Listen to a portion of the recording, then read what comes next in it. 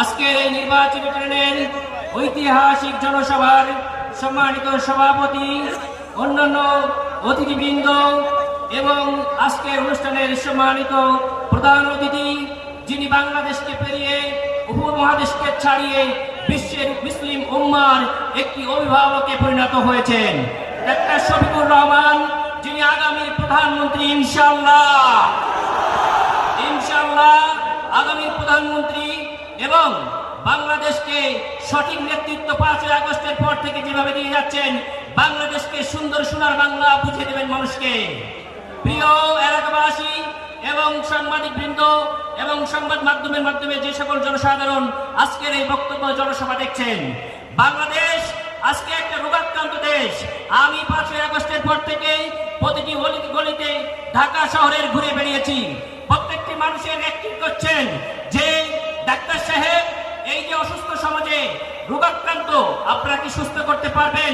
আপনারা কি আমাদের বন্যা রোধ করতে পারবেন? আপনারা কি আমাদের এই দুঃশাসন বন্ধ করতে পারবেন? আপনারা কি আমাদেরকে চাঁদাবাজি বন্ধ করতে পারবেন? আপনারা কি আমাদের এই যে অধিকার হনন করছে, পাথর কাণ্ড করছে, যে ছাগল কাণ্ড করছে, এগুলো প্রতিরোধ করতে পারবেন? প্রিয় এলাকাবাসী, একজন ডাক্তার হিসেবে আমি বলতে চাই যে ডাক্তারি পেশায় আমি দেখেছি জ্বর একটি রোগ, সিমটম, জ্বর একটি বড় রোগের কারণ। ঠিক তেমনি ভাবে এই যে সিমটম গুলো আমরা বললাম, টেন্ডারবাজি, ধান্দাবাজি, গুন্ডাবাজি, এগুলো বড় রোগের একটা সিমটম। এই রোগকে সুস্থ করতে হলে একজন ভালো চিকিৎসক দরকার। সেই চিকিৎসক হিসেবে ডাক্তার শফিকুর রহমানই বর্তমান সময়ে সবচেয়ে যোগ্য। আমি গেল 10 বছর সন্তানের মতো তার পিছনে থেকে দেখেছি কিভাবে সন্তানকে লালন করতে হয়, কিভাবে মাকে ভালোবাসা দিতে হয়, কিভাবে বোন এবং ভাইকে তার অধিকার বুঝিয়ে দিতে হয়। ডাক্তার শফিকুর রহমানই সেই ব্যক্তি যিনি চিকিৎসক হিসেবে এই রোগকে, হিলিং প্রসেসকে দূরীভূত করতে পারবেন।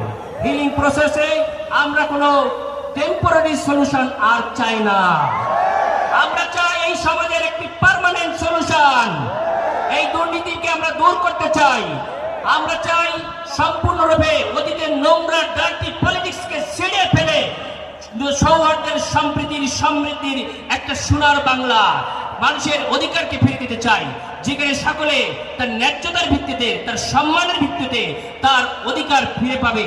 মা বোন সকলে তার সঠিক অধিকার ফিরে পাবে। আগামীর বাংলাদেশ সোনার বাংলা গড়ার অঙ্গীকার নিয়ে আমার কথা শেষ করছি। আসসালামু আলাইকুম ওয়া রাহমাতুল্লাহ।